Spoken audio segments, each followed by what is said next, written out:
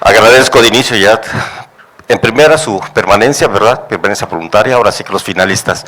Y agradezco la invitación de la Sociedad Peruana de Medicina Interna para estar presente en este excelente evento académico. Ya el currículum mío lo han presentado, ¿verdad? Estas son las unidades médicas donde estoy desarrollándome actualmente como médico hospitalario. ¿Sí? Bien, pues para dar inicio, ¿cómo avanza? Ok. Bien, el título, enfermedades infecciosas emergentes, reemergentes, es un tema que considero de demasiada importancia dado el impacto que tiene actualmente pues a nivel mundial y en específico en mi país, ¿verdad? Como vamos a ver más adelante, algunas emergencias se han estado cobrando mucha importancia y con el impacto consecuente a nivel, pues de todos los niveles. La agenda en forma rápida, definición, antecedentes históricos, agentes etiológicos, factores que los favorecen, cuáles son, la situación actual en México, enfermedades transmitidas por vectores, cuál es el rol del internista en este aspecto. ¿Sí?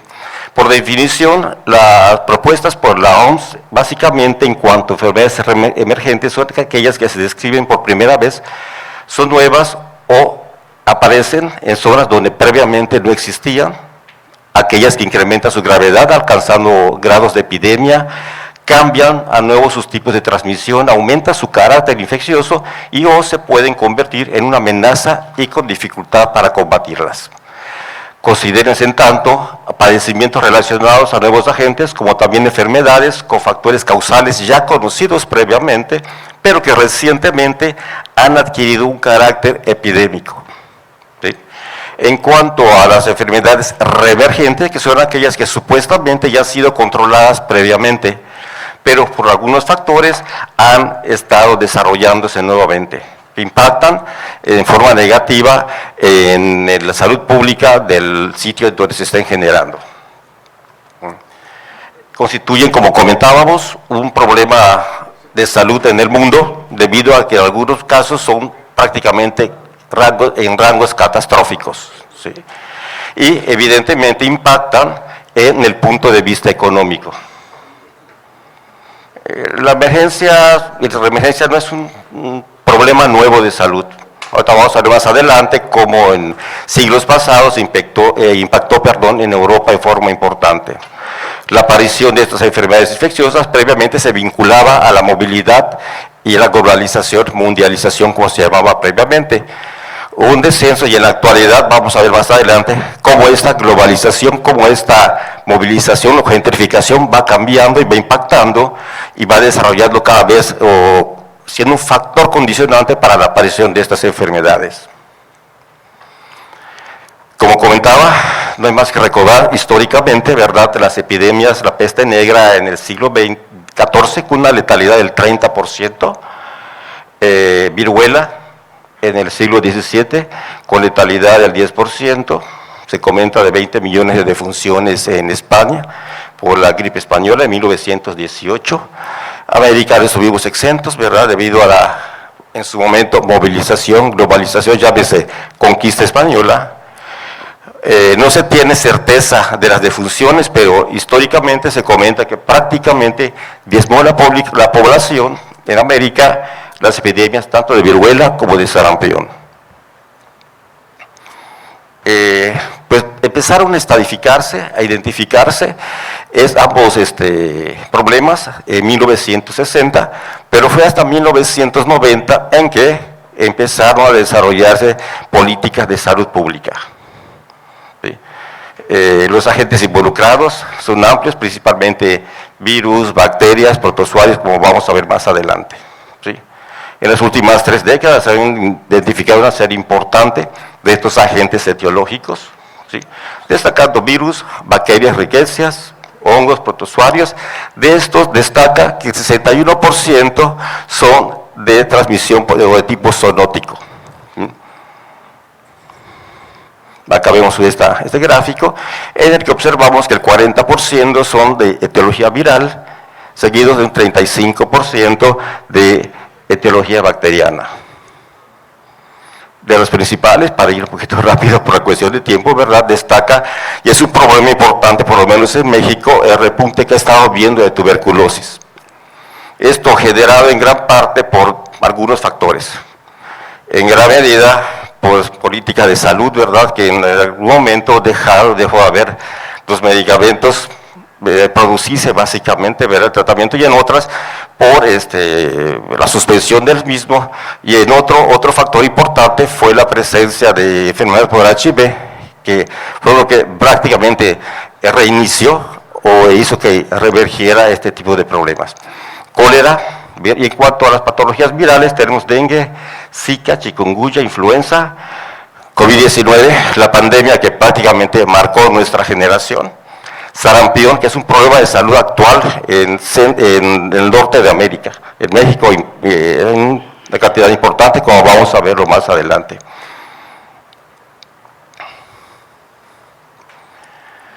Las emergencias y reemergencias responde a un complejo proceso de factores, no es propiamente el agente etiológico, ahí está, pero tienen que haber condicionantes que hacen que éstas se expresen o que se manifiesten. ¿Sí? Como comentaba, el concepto del microorganismo como agentes causales de las enfermedades es un tanto inadecuado, todas las veces que se conoce que son de resultado de una interacción multifactorial, que incluye tanto actividades humanas, así como el cambio climático y condiciones que prevalecen y son identificadas en las poblaciones en donde se desarrolla este grupo de problemas. Factores biológicos, mutaciones, resistencia antimicrobiana, ambientales, importante es la gentrificación, la deforestación, el cambio climático, urbanización, migración, pobreza. ¿Sí? Esta imagen que vemos acá no es de película, es una realidad. La migración ha sido en forma importante en los últimos 2-3 años, en específico de Centroamérica para Norteamérica, en específico en México, ¿verdad?, en la frontera sur.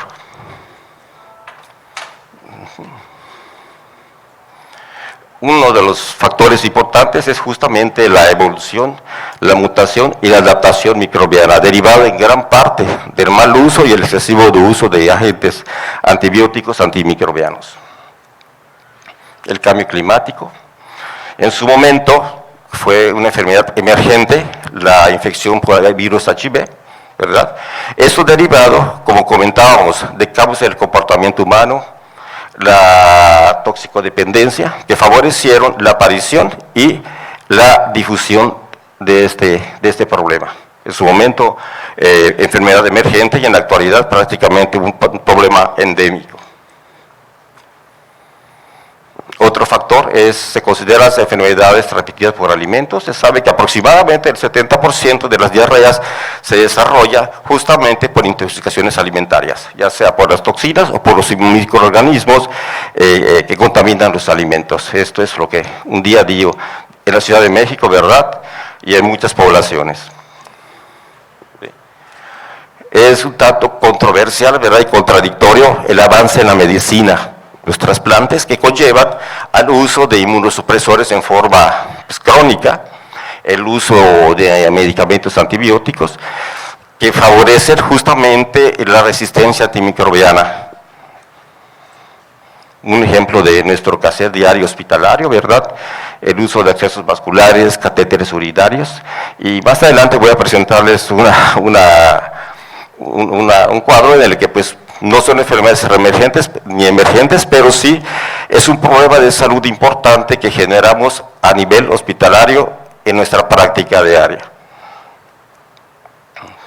Un dato muy importante, un aspecto muy importante, no puede ser las deficiencias en las medidas de salud pública y en la infraestructura de salud. Si bien los programas de prevención y sanidad han sido eficaces para el control de la emergencia, en algunos casos, en algunos países, en algunas situaciones que pues, estamos viviendo, ¿verdad?, hay mucha limitación en este aspecto, lo cual evidentemente conlleva a la aparición y emergencia de enfermedades o reemergencia de las mismas. El desarrollo, ¿verdad?, la generación de grandes ciudades casi siempre van o conllevan cinturones de pobreza, los cuales son un medio suficiente para el desarrollo de estas enfermedades, como acá observamos. Esto igual no es de película, es la migración que se ha dado recientemente, la movilidad geográfica, ahora sí que se comporta como vector para ese tipo de enfermedades. El aumento de la expectativa de vida, igual, es un tanto controversial, un tanto contradictorio. El hecho de que, pues bueno, aumentar la expectativa de vida, pues de alguna forma genera que sean la gente más longeva candidatos a infecciones oportunistas. Además, se generalizan las condiciones propias para el desarrollo de enfermedades crónicas. Acá, el punto más relevante, ¿verdad? Ahora sí que la patología icónica emergente fue la generada por el SARS-CoV-2, ¿sí? Declarada como pandemia en diciembre de 2020. Y las reemergentes destacan dengue, sarampión, tuberculosis multidrogo resistente además, generado por muchos factores como comentábamos, cólera. ¿Sí? Esta gráfica muy cargada, pero es muy interesante, porque prácticamente acá hemos representado casi todas las enfermedades emergentes, reemergentes, y vemos además de forma importante de que ni un continente está exento de este grupo de problemas. Ese gráfico acá es un cuadro en el que se los pongo, es un esquema de la semana 13 de la vigilancia epidemiológica en México, y se los pongo para destacar, ¿sí?, enfermedades exantemáticas, específicamente sarampión, del cual estamos viviendo un momento importante, con un brote epidémico importante, tanto en México, Estados Unidos, Canadá y otros países.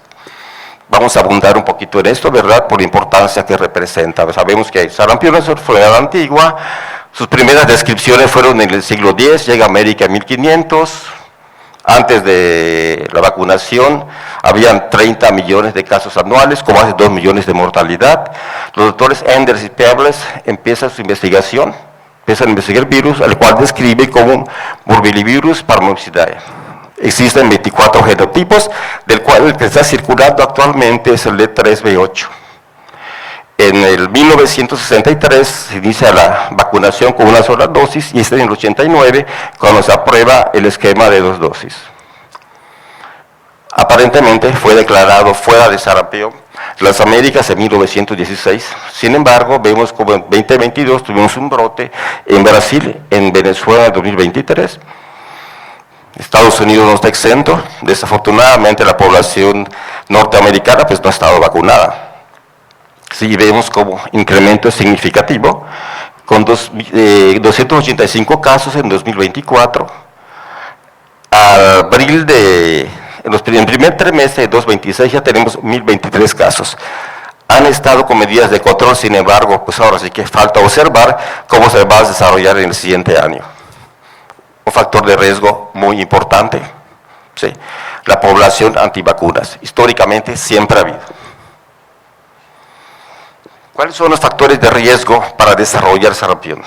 Personas no vacunadas, personas que viajan a lugares endémicos o sitios con alto riesgo y que no están vacunadas. Quienes están en riesgo de una enfermedad grave o complicaciones de las mismas. Menores de 5 años, adultos mayores de 20 años, mujeres embarazadas, personas con algún grado de inmunocompromiso y personas en algún grado de desnutrición. A modo rápido, periodo de incubación está 14 días, contagiosidad muy importante, 4 días antes y 4 días después del exantema, con un índice de mortalidad del 0.01 al 10%. El cuadro clínico, pródromo de 7 a 14 días por exposición, con duración de 2 a 4 días, el exantema, la clásica mancha de Koplik, que es los puntos blanquecinos a nivel de la mucosa oral. El exantema es tipo maculopapular eritematoso, de inicio en cabeza, diseminación cefalocaudal, que afecta además palmas y plantas, a diferencia de otros exantemas. Pruebas diagnósticas, IgM en suero, que progresivamente aumenta su sensibilidad del inicio al séptimo día, PCR en suero, con disminución de la misma al séptimo día, y PCR en saliva, que es la que tiene mayor sensibilidad desde el inicio hasta el séptimo día del inicio del cuadro. Importante, como internistas, ¿verdad? Las complicaciones que generalmente se presentan. De abajo para arriba, gastrointestinales, respiratorias y neurológicas.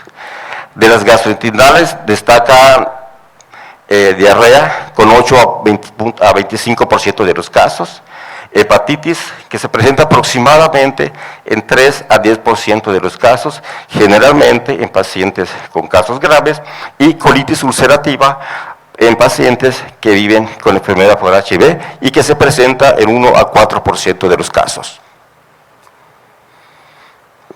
En cuanto a las respiratorias, la neumonía, que es la principal causa de mortalidad, con 8 a 14% de los casos, y principalmente en pacientes inmunocomprometidos y menores de 5 años. Los agentes etiológicos generalmente aislados, estafilococo pneumoniae, Haemophilus influenzae, estafilococo aureus y piógenes. En cuanto a las neurológicas, que básicamente son las más catastróficas, ¿verdad? Tenemos la encefalitis aguda, que ocurre durante la fase exantemática, con una mortalidad del 10 a 15%, genera permanentemente daño neurológico y no hay un tratamiento específico para esta complicación.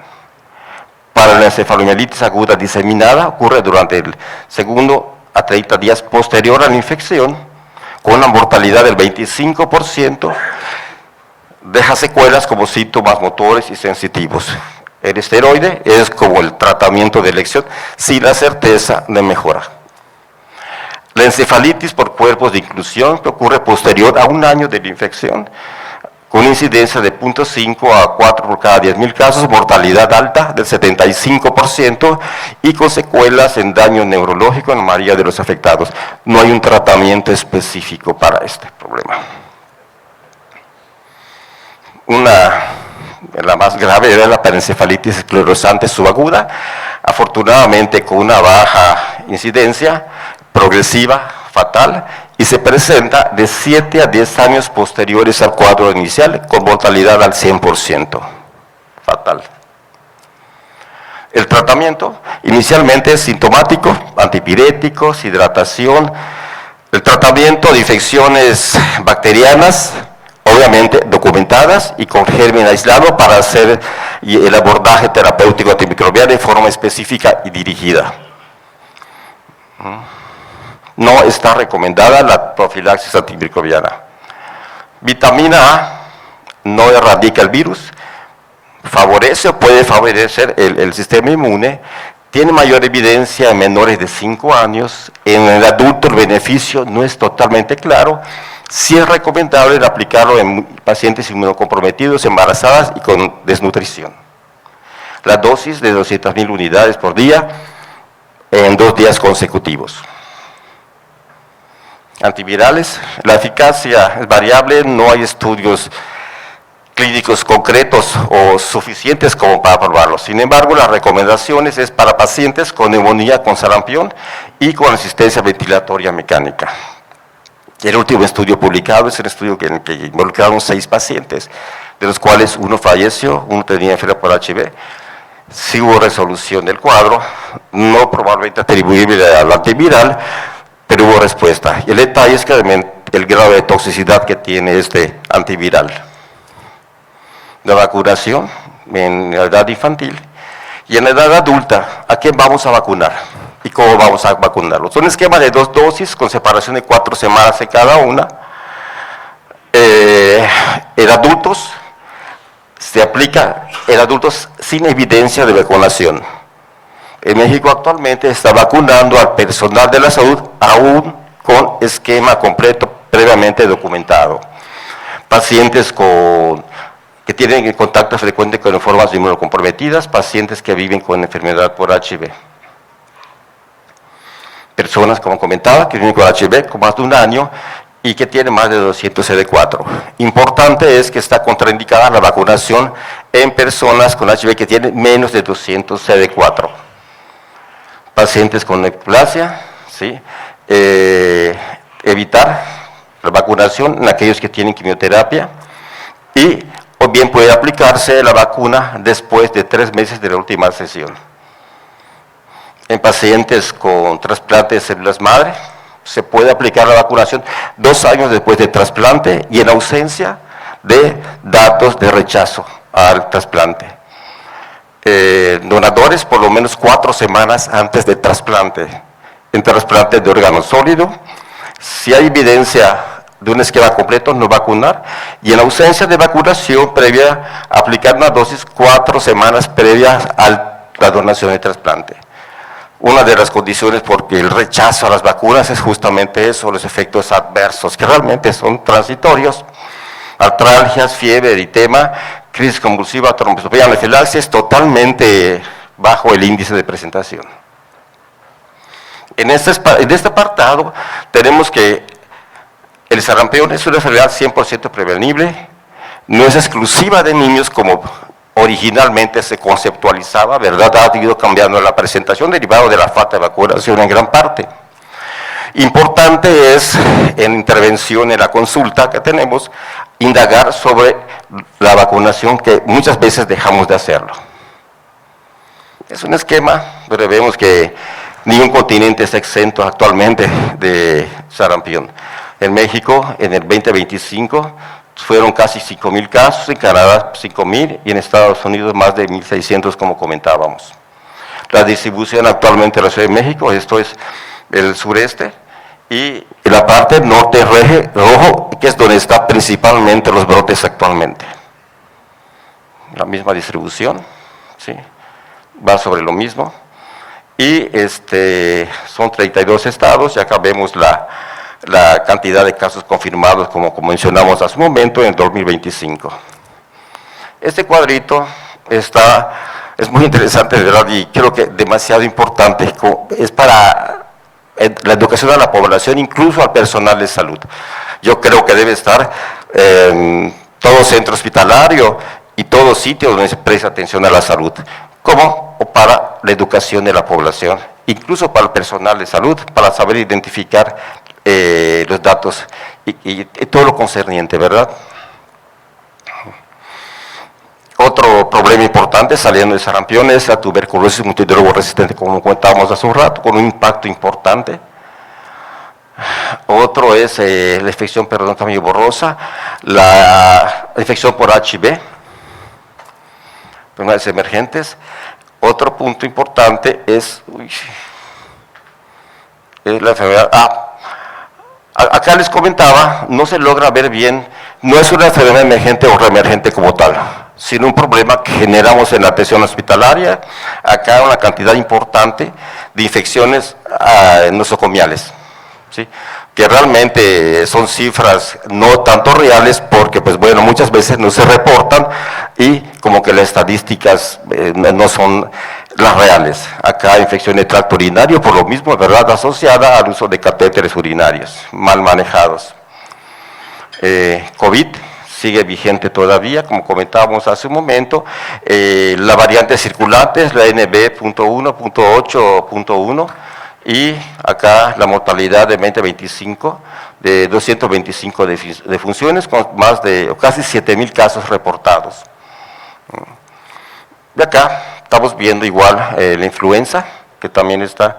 Y acá la distribución en México, vemos en naranja el centro sur-sureste con el serotipo circulante H1N1 y la tipo B en el norte del país prácticamente.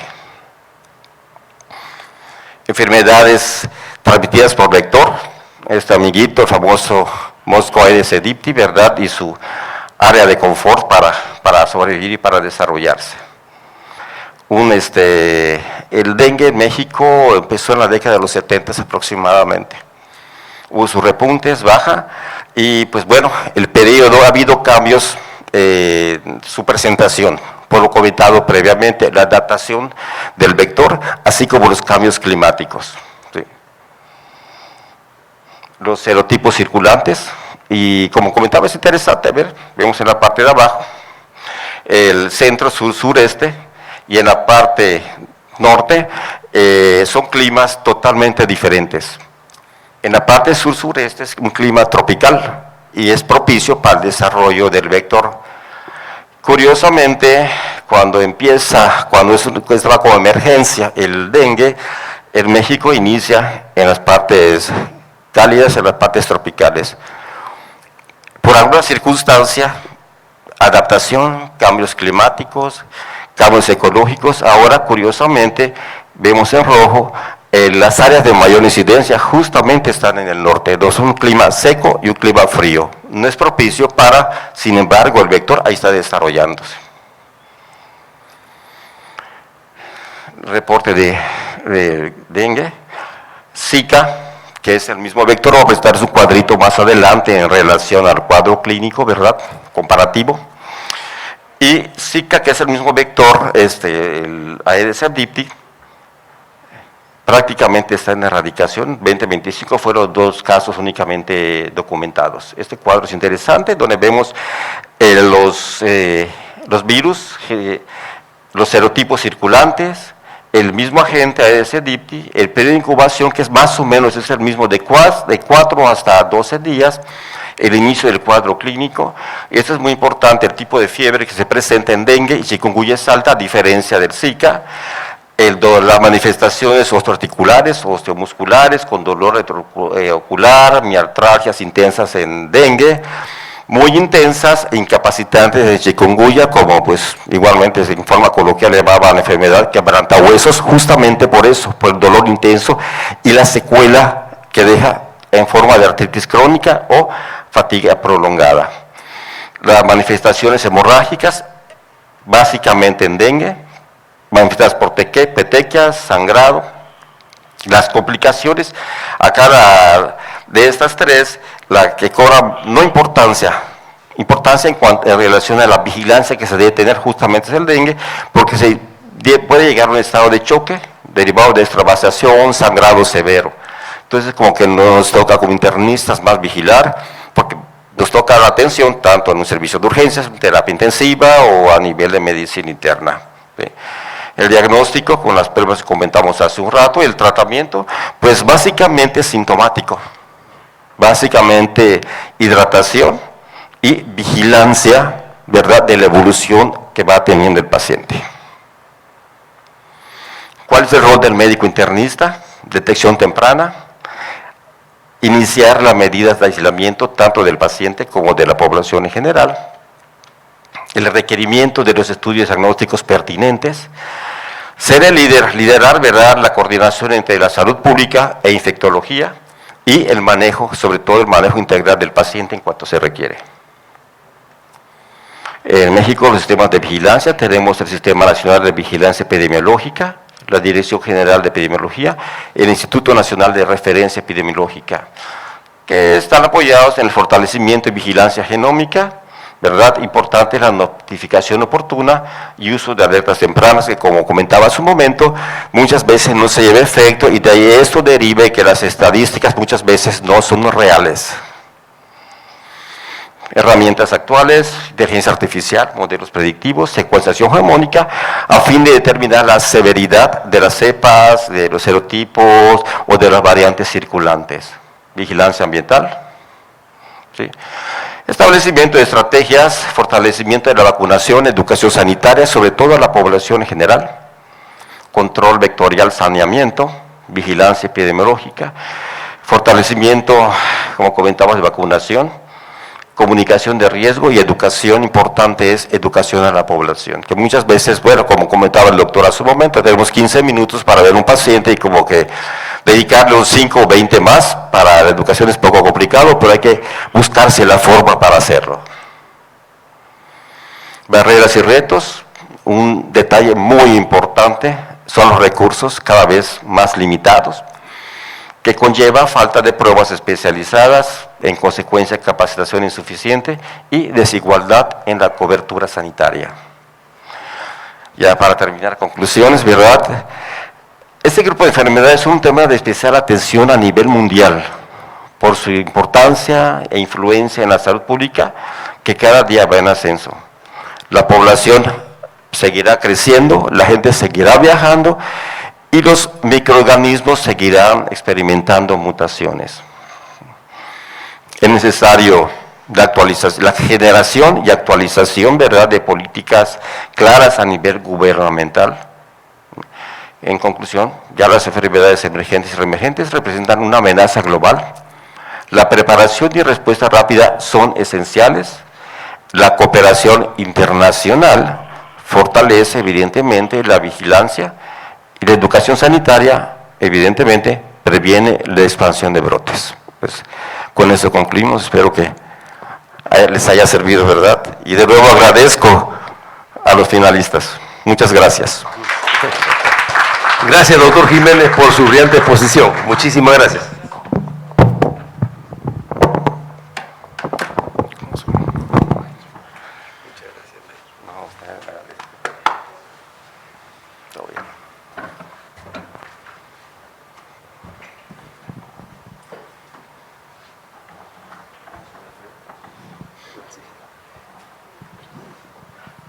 ¿Algún comentario, alguna pregunta? ¿Quedamos? Ya, gracias.